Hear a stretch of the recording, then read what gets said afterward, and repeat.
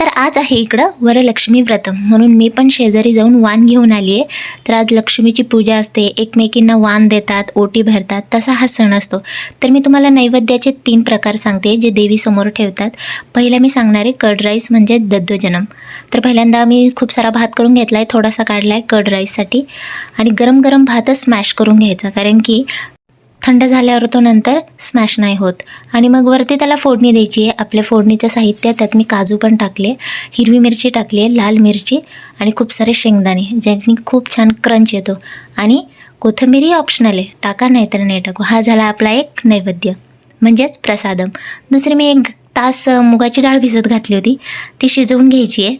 आणि मुगाची डाळ तर लगेचच शिजते. मऊ झाल्यानंतर त्यात आपला तयार भात टाकायचा आहे.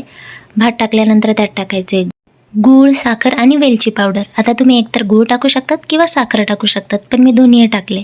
आणि वरून दिली आहे तुपाची फोडणी. फोडणीत ड्रायफ्रूट्स टाकलेत आणि नारळाचे तुकडे टाकलेत.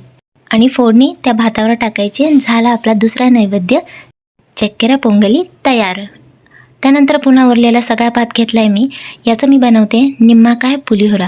पुलिहोरा हे चिंचेमध्ये बनतं, पण मी हे लिंबाच्या रसामध्ये बनवते, म्हणून निम्माकाय पुलिहोरा.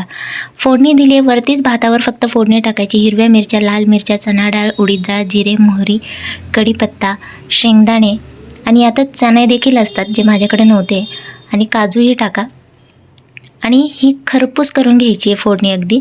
हळद टाकायची आणि ताटात पसरवलेल्या भातात ही फोडणी टाकून द्यायची आहे. आणि मी वरून टाकला आहे 2 लिंबाचा रस, थोडंसं मीठ. भातात जर मीठ टाकलेलं असेल भरपूर तर टाकायची गरज नाही.